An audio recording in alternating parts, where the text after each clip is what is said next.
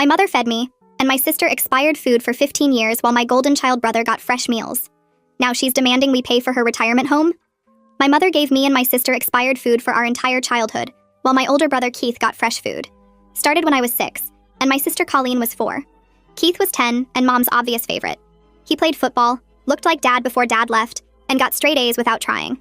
Mom would go grocery shopping every Saturday, come home with bags of fresh meat, vegetables, bread, and milk for the main kitchen. Then she'd pull out a separate bag for Colleen and me. Dented cans, bread with mold spots, milk one day from expiring. The yogurt has already passed its expiration date. She'd put our food in the basement fridge and tell us that's where our food was. Keith ate from the upstairs kitchen. We ate from the basement. If we tried to take anything from upstairs, she'd scream at us for stealing Keith's food. I got food poisoning at 8 from expired lunch meat. Threw up for 3 days. Mom said I was being dramatic. Colleen got sick from bad milk at 7. Mom said she probably caught something at school. When teachers asked why our lunches smelled funny, Mom told them we were picky eaters who only liked aged cheese and fermented foods. Keith would bring friends over, and Mom would cook them steak dinners while Colleen and I ate expired soup in the basement. She'd tell everyone we had sensitive stomachs and needed special food. But here's what Mom didn't plan on. Getting sick that often built up my immune system like crazy. By high school, I never missed a day. Perfect attendance got me scholarship opportunities. I also learned to cook everything from scratch because I had to make expired ingredients taste decent. Became obsessed with food safety, nutrition, and preservation techniques. Got into culinary school on a full ride.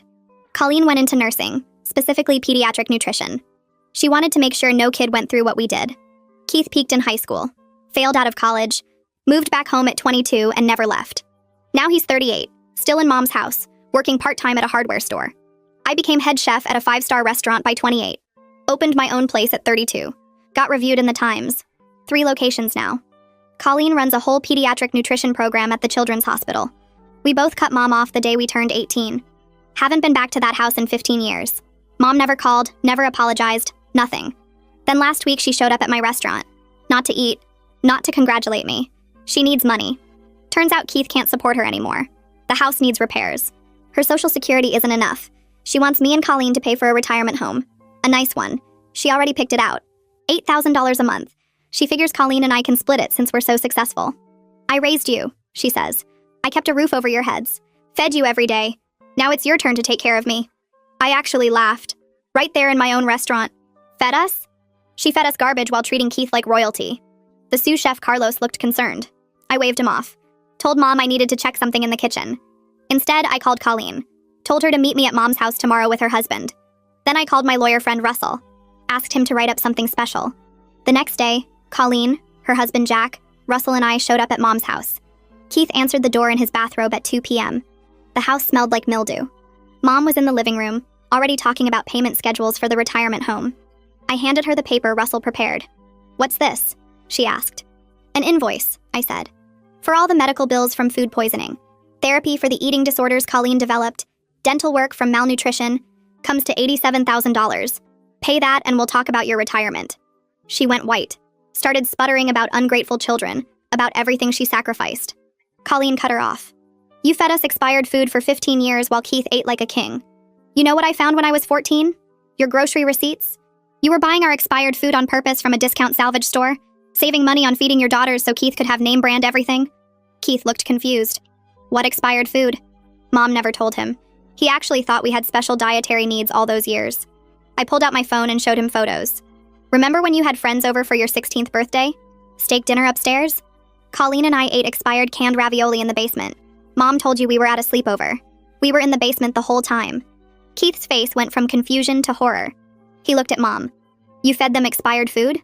Mom's face turned white, then red, then white again. She reached for Keith's arm, but he pulled back so fast he nearly stumbled. The look he gave her was something I'd never seen before, like he was staring at a stranger. She opened her mouth, but nothing came out at first. Then the words started tumbling over each other, fast and desperate. She was just trying to be practical, she said, making tough choices as a single mother with 3 kids and no help from anyone. The food was perfectly safe, she insisted, just past some random date printed on a label that didn't mean anything. We were always so picky anyway, turning our noses up at everything. So what was the point of wasting good money on food we'd complain about? Keith kept staring at her, his mouth slightly open, his eyes doing this thing where they kept getting wider and wider. Colleen's voice cut through the room like a blade. I'd never heard my sister sound like that before, cold and sharp and absolutely done with everything. She pulled out her phone and started swiping through photos. She held the screen up to Keith's face. Moldy bread with green and white fuzz spreading across the crust. Cans so bloated the metal bulged outward. Milk with chunks floating in yellowish liquid. Yogurt with a layer of something dark and wet on top. Keith looked at each photo, his face getting paler with every swipe. Mom started talking again, louder this time, saying those photos were fake or exaggerated or taken out of context. But Colleen just kept swiping, showing him more and more evidence of what we ate for 15 years. Keith suddenly turned and ran for the bathroom. We heard him throw up, the sound echoing through the quiet house. Mom yelled after him that we were being dramatic, that we were manipulating him, that we were turning her son against her with lies and made-up stories. Russell shifted beside me, and I could feel his lawyer instincts kicking in, probably cataloging everything Mom said for future reference. I spoke up then, my voice steady even though my hands were shaking. We have documentation of everything, I told Mom. Medical records from all the times I got food poisoning that she dismissed as me being dramatic. Hospital visits for Colleen's stomach issues. Dental records showing the damage from malnutrition.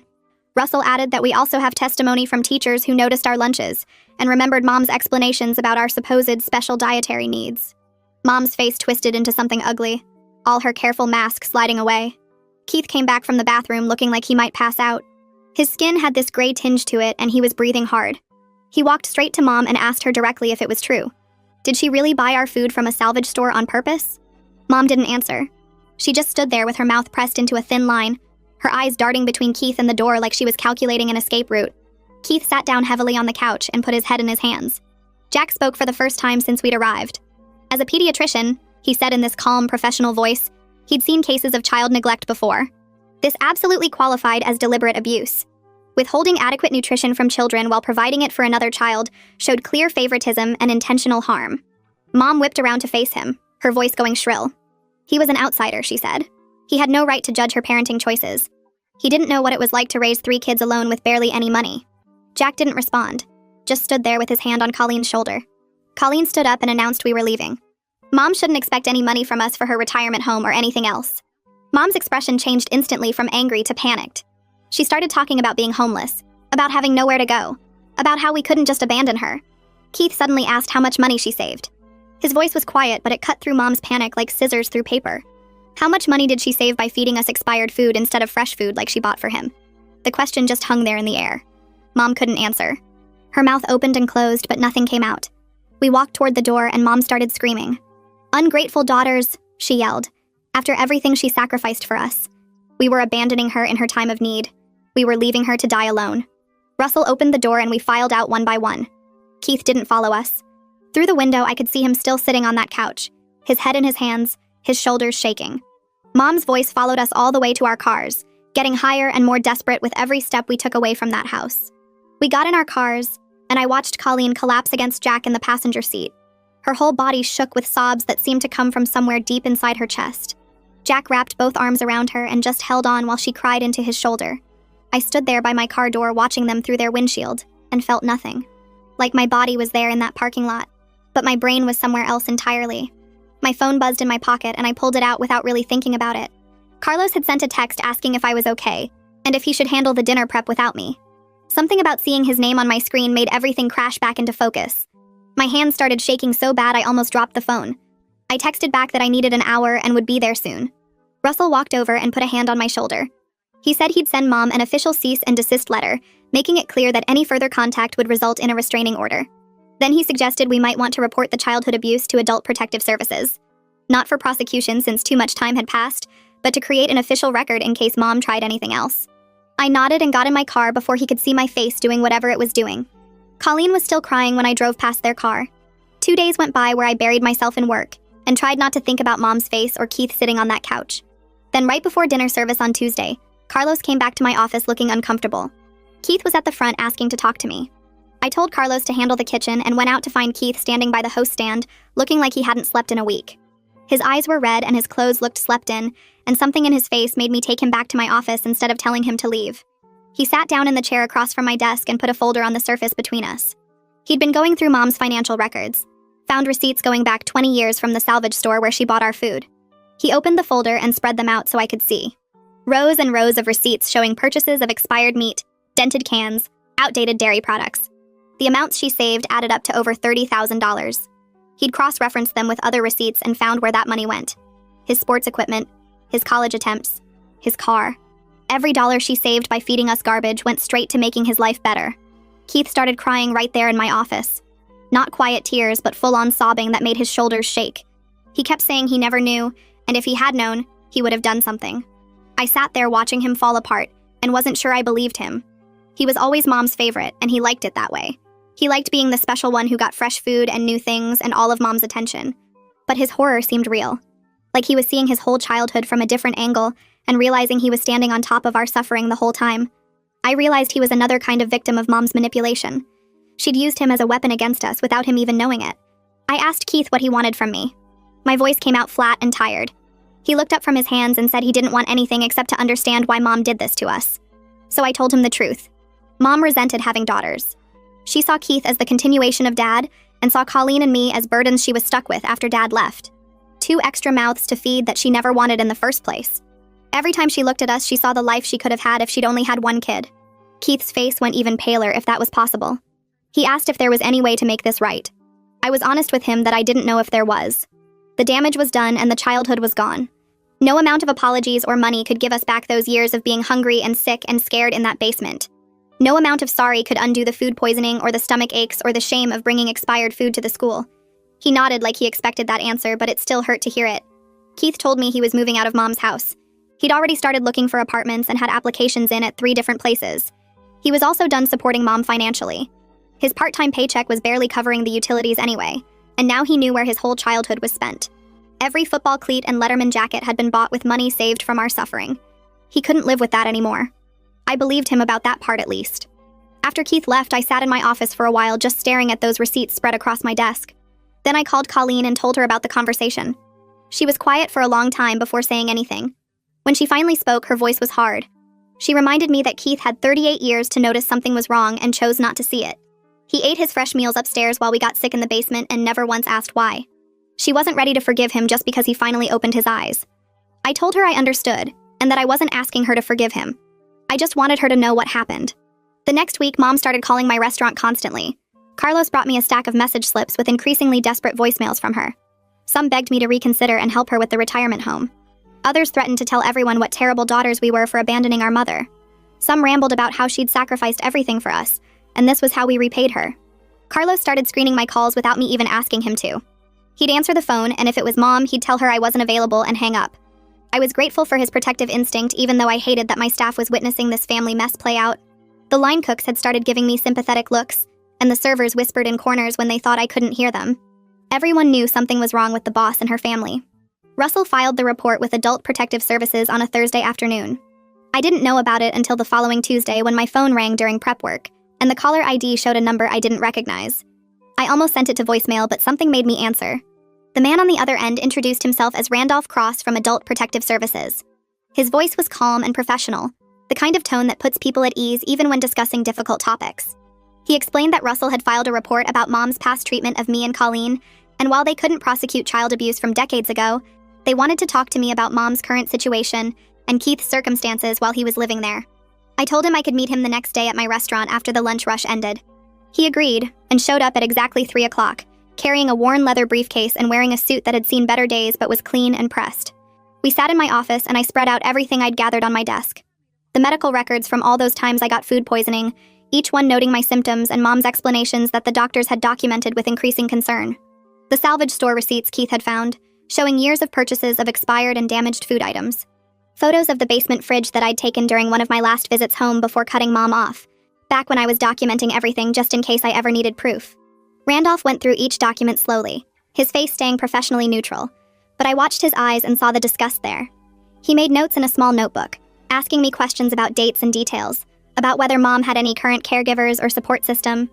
I told him about Keith moving out, about Mom's refusal to accept the subsidized housing options, about her insistence that Colleen and I owed her an expensive retirement home.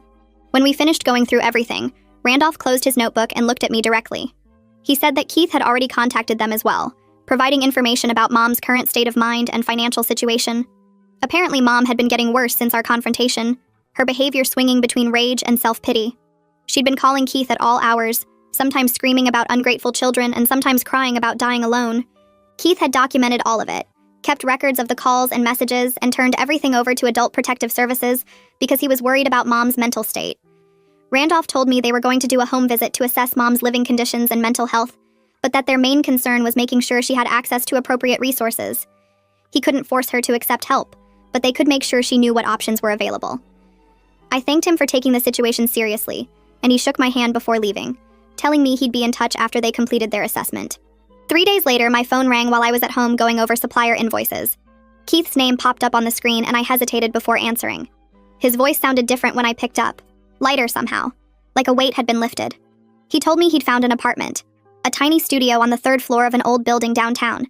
The rent was cheap because the place was small and the neighborhood wasn't great, but he said it felt like freedom even though it was smaller than his bedroom at Mom's house.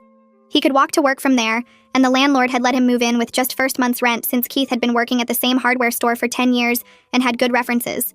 He'd been there for a week already, and was still getting used to buying his own groceries and cooking his own meals. Then he told me about his therapist, a woman named Madeline Wagner who specialized in family trauma.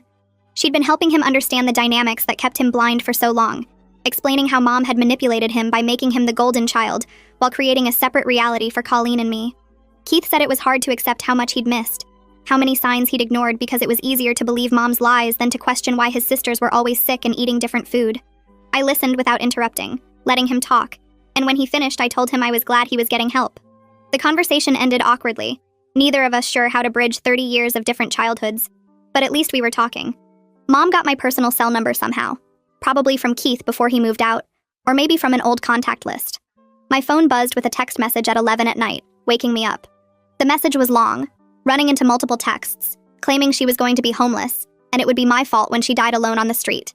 She wrote about how she'd sacrificed everything for us, how she'd worked herself to the bone to keep a roof over our heads, how ungrateful we were to abandon her now when she needed us most. The texts kept coming, each one more desperate and manipulative than the last. I screenshot every single message and sent them to Russell, who responded within minutes even though it was late. He told me he was adding everything to the harassment documentation, and that I should block her number. I did, and the silence afterwards felt like relief. Colleen called me the next morning suggesting we meet for lunch somewhere neutral, not at my restaurant where staff could overhear, and not at her house where Jack might feel obligated to mediate. We picked a small Italian place halfway between her hospital and my restaurant, the kind of spot that was always busy enough that no one paid attention to other people's conversations. She looked tired when she arrived, dark circles under her eyes that makeup couldn't quite hide. We ordered salads neither of us really wanted, and she told me she'd been having nightmares about the basement fridge. She'd wake up in the middle of the night tasting expired milk, feeling 6 years old again and scared to ask for fresh food because Mom would yell at her for being ungrateful. The nightmares had started after our confrontation with Mom, like finally speaking the truth out loud, had unlocked something she'd kept buried for years. Jack had been supportive, but he didn't really understand. Couldn't understand what it was like to grow up thinking you were worth less than fresh food. I told her about my conversation with Keith and she listened without commenting, her face unreadable. When I finished, she said she wasn't ready to forgive him yet, that 38 years of willful ignorance couldn't be erased by a few weeks of therapy and guilt. I didn't argue with her because I understood where she was coming from, even if part of me thought Keith deserved a chance to make things right. We sat there picking at our salads and talked about therapy. Colleen said she thought we both needed it, not together but individually, to process what we were finally allowing ourselves to feel about our childhood. She'd already looked into therapists and found one named Gregory Potts, who worked with adult survivors of childhood abuse. His office was near the hospital, and he had evening appointments available.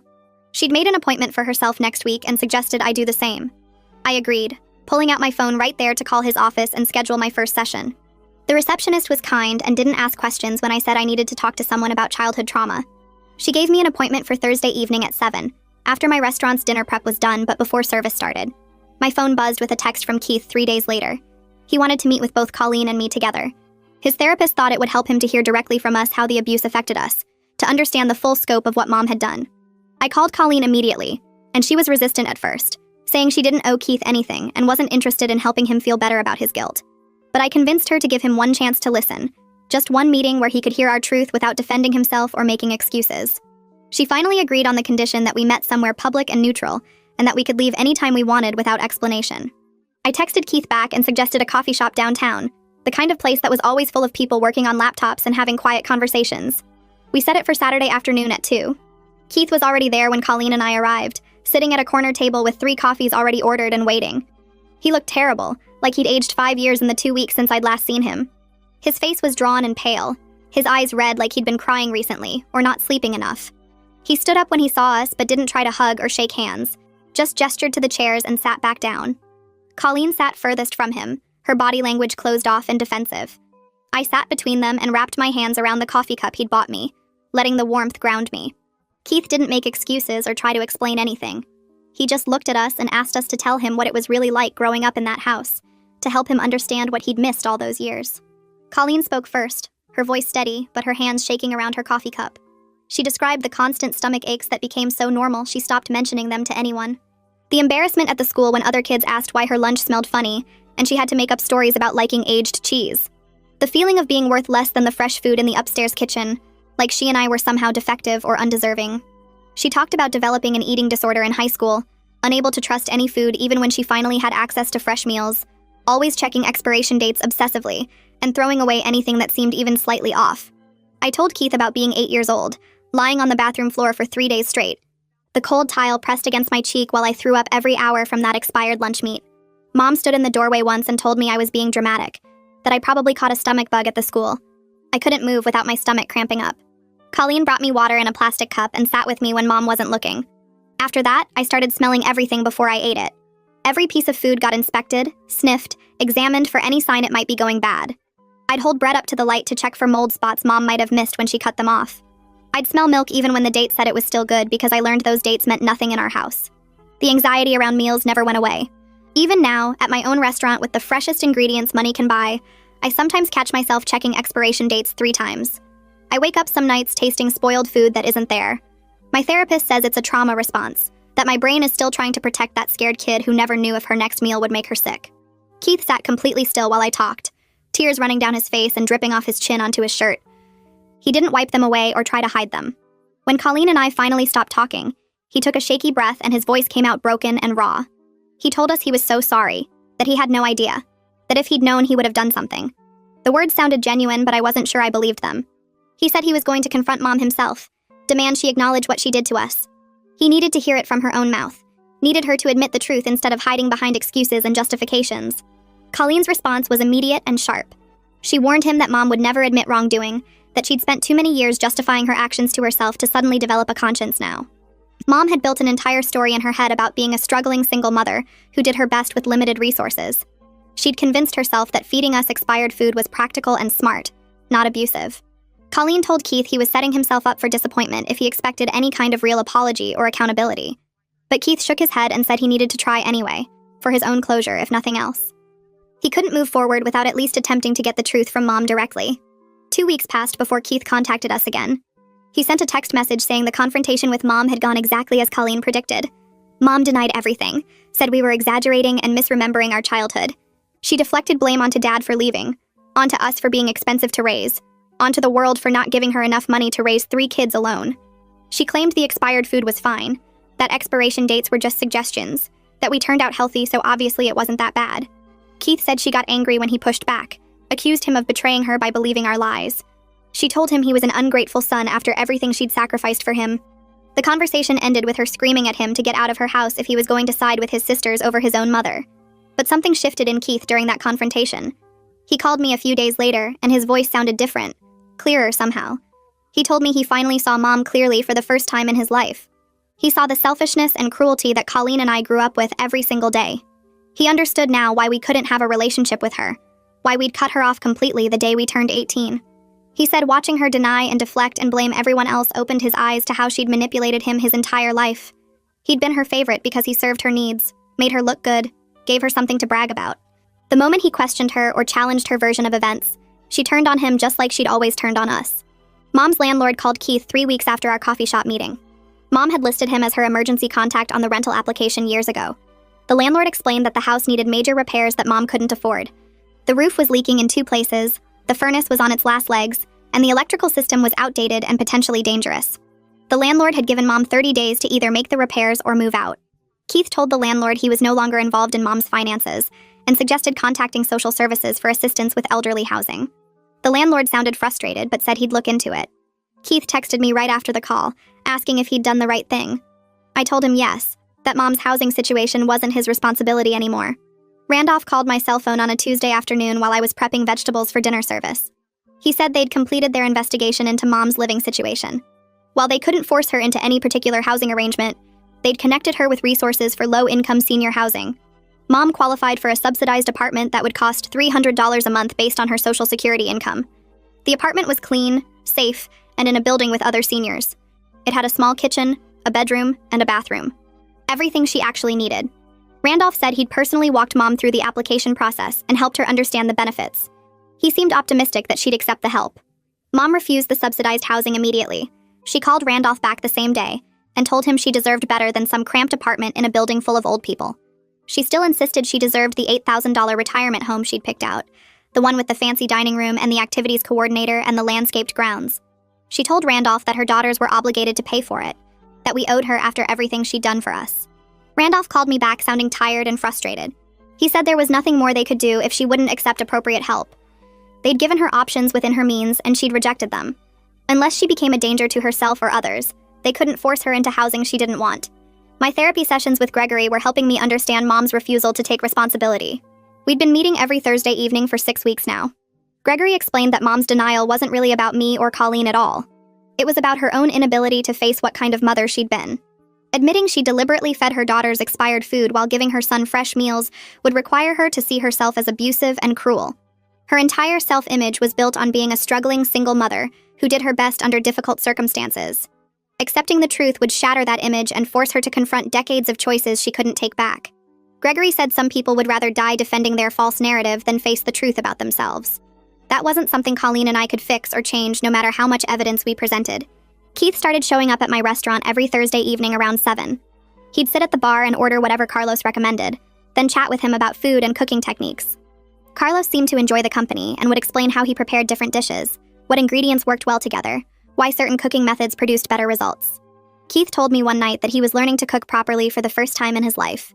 Mom had never taught him anything about cooking, because she'd always just made his meals for him. He'd been completely dependent on her for food his entire life, never learning basic skills that most people picked up as teenagers. Now he was watching cooking videos online, practicing simple recipes in his tiny studio apartment kitchen, slowly building the skills he should have learned 20 years ago. A woman named Grace sent me a message through Instagram 3 weeks after Keith started his weekly restaurant visits. She introduced herself as someone Keith had been seeing for a few months and asked if we could meet to talk about the family situation. Keith had told her everything, she wrote, and she wanted to understand the dynamics better before getting more serious with him. I showed the message to Carlos during prep time, and he raised his eyebrows but didn't say anything. I agreed to meet Grace at a wine bar downtown on my next night off. Grace was already there when I arrived, sitting at a corner table with 2 glasses of red wine waiting. She stood up to shake my hand, and I noticed she was tall, maybe 5'10", with short dark hair and direct brown eyes that looked right at me without any of that fake sympathy some people give when they hear about abuse. She thanked me for coming and got straight to the point, asking specific questions about what our childhood was actually like and what role Keith played in it. I appreciated that she didn't dance around the topic or try to make small talk first. She listened while I explained the basement fridge, the expired food, the constant sickness, and Keith eating fresh meals upstairs while we got garbage. Grace nodded and took notes on her phone, which seemed weird until she explained she was a social worker, and documenting helped her process difficult information. She told me she'd been encouraging Keith to maintain distance from Mom while trying to build relationships with Colleen and me if we were open to it. She said Keith talked about us constantly, about the guilt eating him alive, about wanting to make things right somehow even though he knew he couldn't change the past. Grace leaned forward and lowered her voice like she was sharing something private. Keith had been having panic attacks, she said, waking up in the middle of the night thinking about all the ways he benefited from our suffering. The sports equipment Mom bought him, the college tuition she paid before he dropped out, the car she helped him get. All of it came from money she saved by feeding us expired food from the salvage store. He'd been adding it up obsessively, she told me, trying to calculate exactly how much of his life was built on our pain. I stirred my wine and thought about that for a minute before responding. I told Grace that while Keith was part of the system Mom created, he was also a kid who didn't know what was happening. Mom was the one who made the choice to abuse us, who deliberately bought spoiled food and fed it to her daughters while giving her son fresh meals. Keith benefited from it, but he didn't cause it. And there's a difference even if the result was the same for Colleen and me. I called Colleen the next day, and we met for coffee at a place near the hospital where she works. I told her about meeting Grace and what she'd said about Keith's panic attacks and guilt. Colleen stirred sugar into her coffee and stared out the window for a long time before speaking. She asked if I thought we were ready to have Keith in our lives in any real way, not just him showing up at my restaurant once a week, but actually being family. I said I didn't know, that he seemed genuine about wanting to understand and change. But rebuilding trust after 30 years of him being Mom's favorite while we ate garbage wasn't going to happen in a few weeks. Colleen agreed and said her therapist had told her the same thing, that healing from this kind of childhood takes years, not months, and Keith would have to prove himself over time through consistent actions, not just words and guilt. We decided to stay open to the possibility, but keep our boundaries firm and our expectations low. Keith called me 2 months later sounding stressed and said he needed to tell me something about Mom. Her house was going into foreclosure because she'd stopped paying the mortgage. He'd warned her this would happen when she refused the subsidized apartment Randolph found for her, but she didn't believe him. She apparently thought that if she became desperate enough, Colleen and I would cave and give her money for the fancy retirement home she wanted. Keith said he'd tried to explain that we weren't going to change our minds, that we'd been clear about our boundaries, but Mom insisted we were just being stubborn and would come around when we saw her lose everything. The bank had already started the foreclosure process, and Mom had maybe 60 days before she'd be forced out. Keith asked if there was any chance we'd reconsider helping her, and I told him no, that Mom made her choice when she fed us expired food for 15 years, and she could live with the consequences now. The bank sale happened faster than anyone expected. Some investor bought the house at auction for cash, and Mom had 30 days to get out instead of 60. Keith helped her move to the subsidized senior apartment because he said he couldn't just abandon her completely even after everything. But he told me he was keeping firm boundaries. He wasn't giving her money, wasn't letting her guilt him into more support than he could reasonably provide, and wasn't going to be her emotional dumping ground anymore. The apartment was small but clean, in a building with other seniors and close to a bus line. Mom complained the entire time they moved her stuff, Keith said, talking about how her daughters had forced her into poverty and how she deserved better after raising us. Keith didn't argue with her, just kept moving boxes and assembling furniture until everything was set up. Mom tried one last manipulation a week after the move. She called Keith crying and said she had a serious health condition that needed expensive treatment her insurance wouldn't cover. She needed $10,000 immediately, or she'd die, she told him, and he was her only hope since her ungrateful daughters had abandoned her. Keith asked for documentation from her doctor, the diagnosis, the treatment plan, anything official that proved what she was saying. Mom got angry and said he should just trust her, that a son should believe his mother without demanding proof. Keith insisted, and Mom couldn't provide anything because she'd made the whole thing up. She finally admitted there was no health condition. She just needed money and thought the lie would work. Keith told me about it over the phone, and I could hear something broken in his voice, like that final lie had shattered whatever remaining illusion he'd had about Mom being a good person who just made mistakes. That lie changed things for Keith in a way all the previous revelations hadn't quite managed. He called Mom the next day and told her he was going low contact, that he'd check on her welfare once a month to make sure she had food and wasn't in danger, but otherwise he needed space to heal from growing up in an environment where manipulation and favoritism were normal. Mom screamed at him about abandonment and ingratitude, but Keith stayed calm and ended the call. He texted me afterwards saying it was the hardest thing he'd ever done, but also the most necessary, and his therapist Madeline had helped him understand that protecting himself wasn't the same as abandoning Mom. It was just setting healthy boundaries she should have respected years ago. 3 months after our initial confrontation at Mom's old house, Colleen and I met Keith and Grace for dinner at my restaurant. I reserved a private table in the back where we wouldn't be interrupted by other diners or staff. It was awkward at first, all of us sitting there with menus we weren't really reading, making small talk about the weather and traffic. But then Grace told a story about Keith trying to cook dinner for her, and accidentally using salt instead of sugar in the dessert, and somehow that broke the tension. We started laughing, really laughing. Not the polite kind, but the genuine kind where you can't quite catch your breath. Keith told another story about burning pasta because he forgot water was required, and Colleen shared about Jack trying to make her breakfast in bed and setting off the smoke alarm. We spent 2 hours at that table talking and laughing, and it felt like maybe we were building something new, something that wasn't defined by our childhood or Mom's abuse, but by who we were choosing to become now. Keith waited until dessert to tell us his news. He'd enrolled in community college to finish his degree, starting with general education classes to get back into the rhythm of school. He was studying business management, he said, because he wanted to actually build a career instead of drifting through part-time jobs for the rest of his life. Grace squeezed his hand under the table, and I saw real partnership there, someone who supported him becoming better instead of enabling him to stay stuck. Keith looked at Colleen and me and said he knew he couldn't fix the past or make up for the years he spent oblivious, while we suffered. But he wanted us to know he was trying to become someone we might actually want as a brother. Colleen reached across the table and squeezed his other hand, not saying anything, but the gesture said enough. I started seeing Gregory twice a week instead of once. He suggested EMDR therapy for the food poisoning incident when I was 8, the one where I threw up for 3 days straight while Mom told me I was being dramatic. We sat in his office with the light bar, and I followed the moving dot with my eyes while remembering that bathroom floor, the taste of bile, the way my stomach cramped so hard I thought something inside me was tearing. Gregory had me rate the distress from 0 to 10, started at a 9. We did the eye movements and he asked what came up. I saw myself on that cold tile floor, 6 years old and so scared I was going to die and nobody cared. More eye movements. The memory shifted and I saw myself now, successful and strong, reaching back to that little girl and telling her she survived. By the end of the session, the distress was down to a 3. I walked out of Gregory's office feeling like someone had removed a weight from my chest that I'd been carrying, so long I forgot it was there. The next day at the restaurant, Carlos commented that I seemed different, lighter somehow.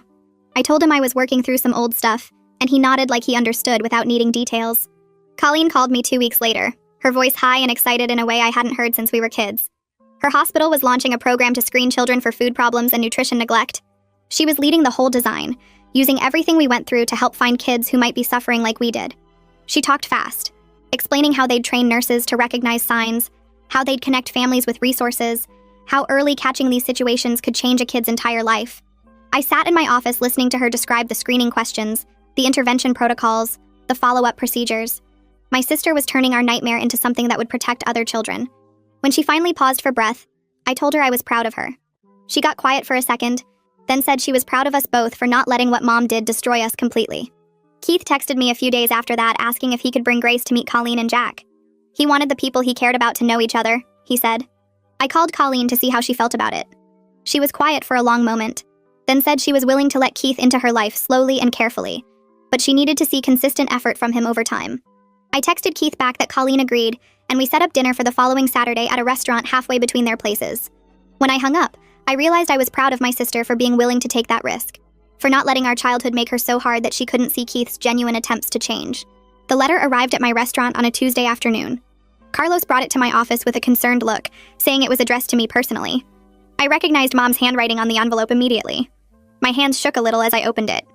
3 pages of her cramped writing, claiming she was dying from some unspecified illness, saying she wanted to make peace before it was too late, begging me to call her so we could talk. The letter was manipulative and guilt-laden, full of phrases about forgiveness and family, and not having much time left. I took a photo of each page and sent them to Russell. He called me back within an hour. He'd contacted Randolph, who still checked on Mom occasionally through Adult Protective Services. Randolph confirmed Mom was fine, perfectly healthy according to her recent medical checkup. She was just lonely and still trying to manipulate us into giving her attention and money. I sat at my desk for a long time that night after the restaurant closed, staring at a blank piece of paper. Finally, I started writing. I told Mom that I'd built a good life despite what she did to me and Colleen. I told her I was successful and happy, that I had people who loved me and a career I was proud of. I told her she had no place in my future unless she genuinely admitted what she'd done and got serious professional help. I didn't sugarcoat anything or pretend the abuse was less than it was. I also didn't write with anger, just with honesty. When I finished, it was 3 pages long. I read it over twice, sealed it in an envelope, and mailed it the next morning. Russell asked if I wanted him to review it first. I told him no. This was something I needed to do on my own terms. Weeks passed with no response from Mom.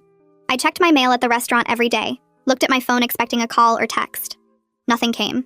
One morning I woke up and realized I was okay with her silence. I didn't need her apology anymore because I'd given myself permission to move forward without it. The letter wasn't really for her anyway. It was for me. A way of closing a door I'd left open for too long. Gregory said during our next session that this was a major step in my healing, learning to stop waiting for validation from someone who would never provide it. 2 years went by faster than I expected. Keith finished his community college program and invited Colleen and me to his graduation ceremony. We sat in the bleachers with Grace and Jack, watching Keith walk across the stage in his cap and gown to receive his associate's degree. When they called his name, we all stood up and cheered. Afterwards, Keith introduced us to his classmates as his sisters. There was pride in his voice when he said it, genuine happiness at having us there. One of his classmates mentioned that Keith talked about us all the time, about how we'd overcome difficult childhoods to build successful careers. Keith looked embarrassed but pleased. On the drive home, I told Colleen that maybe we were actually becoming a real family, the kind we should have had all along. The Culinary Magazine interview happened 3 months after Keith's graduation. They wanted to feature my restaurant as part of a series on innovative chefs. The interviewer asked about my inspiration for becoming a chef, what drove me to pursue this career. I told her a carefully edited version of the truth, about learning to cook from necessity as a kid, about turning something difficult into something beautiful. I talked about food safety and nutrition, about how cooking became my way of taking control when so much of my childhood felt out of my control. The article came out 6 weeks later with a full spread including photos of my kitchen and several of my signature dishes. The response was huge. People reached out through social media sharing their own stories of using cooking to heal from trauma, of finding purpose through food. The magazine editor told me it was one of their most shared articles that year. Colleen's nutrition program hit its 1-year mark around the same time my article came out. She called me to share the numbers. 43 children identified and helped in the first year. The program had connected families with resources, provided nutrition education, and in 2 cases reported suspected abuse to the proper authorities. Those 2 cases led to kids being removed from dangerous situations and placed with relatives who could care for them properly. Colleen's voice got thick when she told me about those 2 kids. She said every child she helped felt like saving our younger selves, like going back in time and giving that little girl in the basement the protection she deserved. I understood exactly what she meant. We were both trying to make sure no other kid had to live through what we did. Keith called me on a random Wednesday evening, his voice nervous and excited at the same time. He'd proposed to Grace and she said yes. He wanted to know if Colleen and I would be willing to come to the wedding. I told him of course we would, that we'd be honored to be there. Then he asked the harder question. Did we think he should invite Mom? I took a breath and told him honestly that it was his choice to make, but Colleen and I wouldn't attend if Mom was there. We'd spent too long building healthy boundaries to put ourselves back in her presence, especially at an event that should be happy and drama-free. Keith was quiet for a moment, then said he understood, and he'd think about what he wanted to do.